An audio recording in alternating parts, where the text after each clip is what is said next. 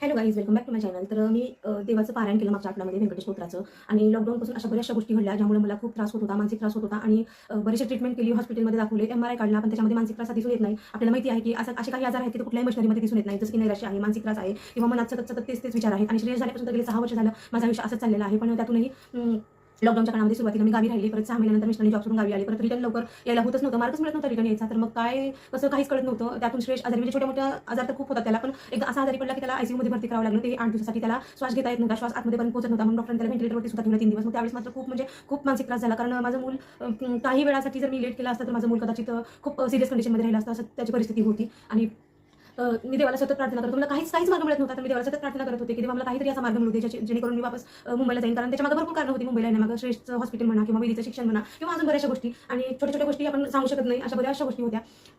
त्यातून मग हो नाही असं चाललेलं मिस्टरांचं सुद्धा, कारण गावाकडे आमची शेती आहे, घर आहे, आणि माझे सासूबाई सासरे सुद्धा गावी आहेत आता. तर आमचं असं चाललेलं हो नाही मिस्टरांचं. तर मग देवाला एकच प्रार्थना केली की मिस्टर पण त्यावेळेस असं म्हणत होते की वापस मुंबईला गेले तर जॉब मिळेल की नाही माहित नाही, कारण कोरोनाचा काळ एवढा खडतर गेला की म्हणजे त्यांनी स्वतःहून जॉब सोडला होता, चांगल्या पोस्टवरती त्यांचा जॉब होता, तो स्वतःहून सोडला होता. तर त्यांना असं वाटत होतं की नंतर त्यांना जॉब मिळेल की नाही. पण वापस मुंबईला आलो, जेव्हा स्कूल चालू झालं 2.5 वर्षांनी, त्यावेळेस आम्ही वापस मुंबईला आलो. अगदी 15 दिवसामध्ये त्यांना त्याच कंपनीमध्ये बोलावण्यात आलं आणि त्यांना त्यांची पोस्ट मिळाली. त्याच कंपनीमध्ये ते रिजॉइन झाले, ज्या कंपनीत त्यांनी स्वतःहून जॉब सोडला होता. तर त्याच कंपनीमध्ये रिजॉइन झाले. आणि मी देवाकडे एकच प्रार्थना केली होती की मला योग्य मार्ग दाखव, मला वापस मुंबईला जाऊ दे. जर मिस्टरांनी नाही जॉब केला तर मग मी काहीतरी प्रयत्न करेन, मला फक्त मार्ग दाखव. पण देवाची खूप छान कृपा झाली की ज्या कंपनीमध्ये मिस्टरांना जॉब, म्हणजे ऑलरेडी त्या कंपनीमध्ये ते जॉब करत होते, त्याच कंपनीमध्ये त्यांना जॉब मिळाला. वैदिकचं शाळेचं रुटीन छान सुरू झालं, आमचं सगळं व्यवस्थित सुरळीत चालू झालं. कोरोनाचाही पूर्ण सगळं जे काही सिम्पटम्स होते सगळे पूर्ण त्याच्यावर लस निघाली, आणि ह्या सगळ्या गोष्टी खूप सुरळीत झाल्या.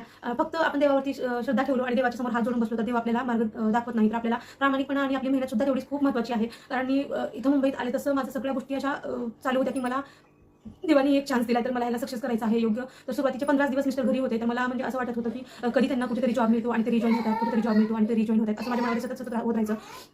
तर ते रिजॉइन झाले, सगळ्या गोष्टी छान झाल्या, आणि गेले 3 वर्ष झाले आता मला वापस येऊन मुंबईमध्ये माझं पारायण करायचं राहिलं होतं. कारण व्यंकटेश स्तोत्राचं पारायण हे 108 ओव्या आहेत त्याच्या, आणि त्या मला 108 वेळेस वाचायच्या होत्या. मग ते 1-2 दिवसामध्ये मला शक्य नव्हतं, कारण घरातली सगळी कामं, श्रेष्ठची जिम्मेदारी, परत वैदिकचं स्कूल, त्यामुळे मला पॉसिबल होत नव्हतं. तर आता वैदिकला ख्रिसमसच्या सुट्ट्या मिळाल्या, आणि त्यावेळेस मी ठरवलं की नाही, मला पहिलं पारायण करून घ्यायचं आहे. देवाने मला योग्य दिशा दाखवली आहे, सगळं माझ्या आयुष्यात चांगलं केलं आहे. तर मग कुठेतरी माझ्याकडून लेट होत आहे असं मला नेहमी वाटत होतं. आणि मग ह्या सगळ्या गोष्टी मी बाजूला ठेवल्या, आणि पहिलं मी सुट्टी लागल्या दुसऱ्या दिवशी पारायणाला सुरुवात केली. म्हणजे मी अगोदरच्या शनिवारपासून पारायणाला सुरुवात केली, कारण मला समाप्ती शुक्रवारीच करायची होती. तर मी 7 दिवस व्यंकटेश स्तोत्राचं पारायण केलं. रोज सकाळी लवकर उठून फ्रेश होऊन देवाची पूजा वगैरे करून मी पारायणाला बसायची, आणि रोजची मी 15 अध्याय वाचले, आणि शेवटच्या दिवशी मी 18 अध्याय वाचले. आणि असं करून मी माझं पारायण 7 दिवसामध्ये कंप्लीट केलं. खूप छान वाटते आता, मला पॉझिटिव्ह वाटतंय. आणि हे सांगण्याचा उद्देश हेच आहे की आपण देवावरती श्रद्धा ठेवतो, पण त्याच्या मागे आपली मेहनत आणि आपला प्रामाणिकपणा हे सुद्धा खूप गरजेचं आहे. आणि हे सुद्धा हे केलं तर आपल्याला फळ नक्की मिळणार ह्याची गॅरंटी मला तरी वाटते आहे आता. म्हणून मी काही गोष्टी आता आयुष्यामध्ये अजूनही चांगल्या करायच्या ठरवलेल्या आहेत. आता श्रेष्ठ असा होता म्हणून मी एवढी वर्ष सतत निराश राहायची, सतत तेच विचार करत राहायची.